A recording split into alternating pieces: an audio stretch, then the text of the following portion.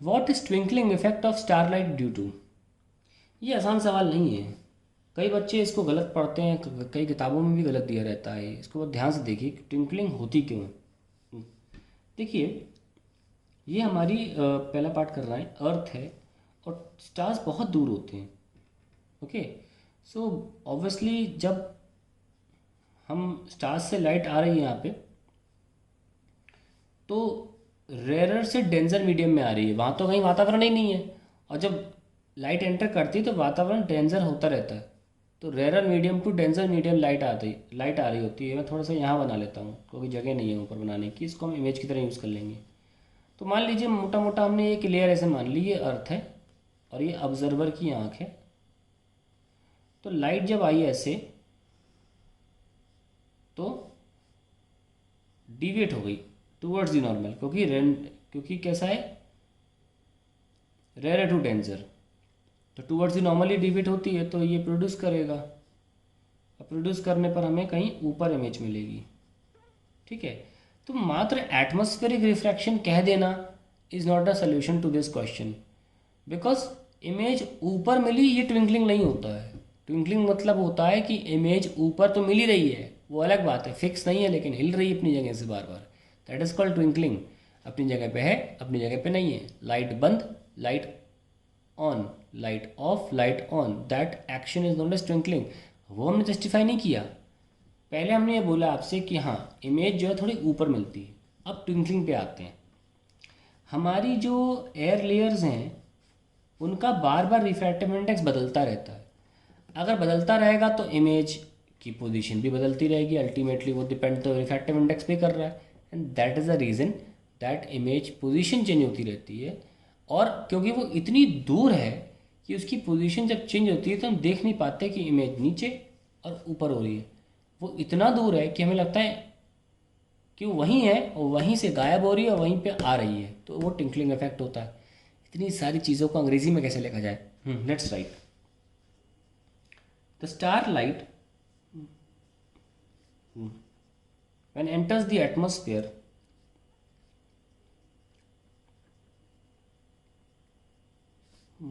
of our planet, it encounters various layers of atmosphere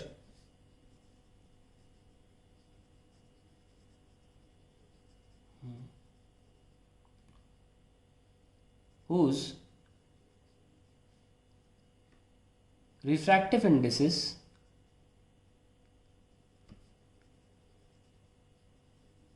keep changing। Fix नहीं रहता refractive index, due to विच, अब देखो ये जो इतनी बड़ी प्रोसेस थी, इसे एक वर्ड में कैसे लिखूंगा मैं कि इमेज यहाँ से ऊपर बन गई, उसके बाद कहानी चालू हुई है, तो वो तो लिख दी मैंने। whose refractive keeps changing due to which the apparent position of the star। खत्म हो गई बात कि पहले ऑब्जेक्ट की इमेज बनती है फिर वो हिलती है, तो जो ऑब्जेक्ट की इमेज बन रही थी उसको अपेरेंट बोल के हमने खत्म कर दिया उस बात को। Due to which the apparent position of star, apparent image of star keeps changing since light is coming from very far, this change in position of star is not perceivable। change in position of apparent image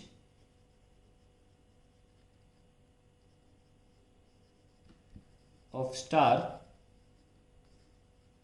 cannot be perceived and gives a twinkling effect, and gives a twinkling effect। That is the answer। You have to be very precise with anything in class 12th। हम हल्के में नहीं ले सकते इन questions को, जैसे हल्के में 10th क्लास में लेते हैं ट्विंकलिंग क्यों होती है, एटमॉस्फेरिक फ्रैक्शन लिखा छोड़ दिया, यहाँ पे एक्सप्लेन करना है। खैर, watching sunset on a beach, one can see the sun for several minutes after it has actually set, explain. अक्सर 2 मिनट होता है, सेवरल मिनट्स नहीं है, लेकिन ये क्वेश्चन भी एनसीईआरटी का ही है, उन्होंने सेवरल मिनट लिखा है। जगह तो नहीं है तो हम लिखेंगे न्यू पेज। सनसेट सन, ये अर्थ है, और अर्थ पे हम टेंजेंट खींच दें अगर, तो नीचे का पोर्शन, ये टेंजेंट होराइजन होता है, और नीचे का पोर्शन को बोलते हैं बिलो होराइजन। सेटिंग में और राइजिंग में दोनों केस में सन यहीं से आ रहा होता है। अब अर्थ की काफ़ी लेयर्स होती हैं, है ना। अब जब हमारी सूरज होराइजन के नीचे जा चुका है तो कुछ रेज आती हैं जो ऐसे टकराती हैं इससे, एटमॉस्फेयर की लेयर से। यहाँ पे रेयर से डेंजर के कारण टुवर्ड्स द नॉर्मल, और ऑब्जर्वर आई इसको प्रोड्यूस करके ऊपर देख लेती है जिसकी वजह से हमें सन सेट होने के बाद भी दिखता है। Let's write in English what how to provide this as an answer. At sunset and sunrise,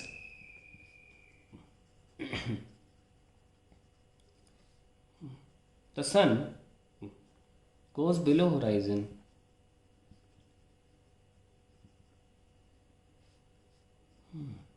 Some rays still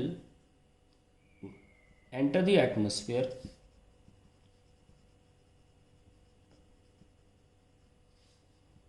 and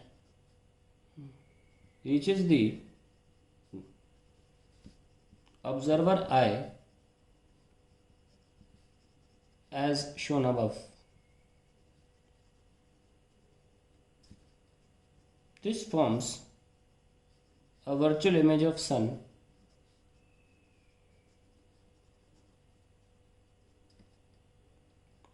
above horizon.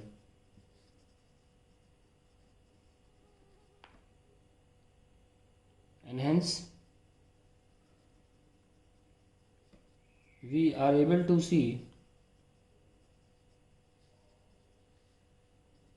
sunset and sunrise.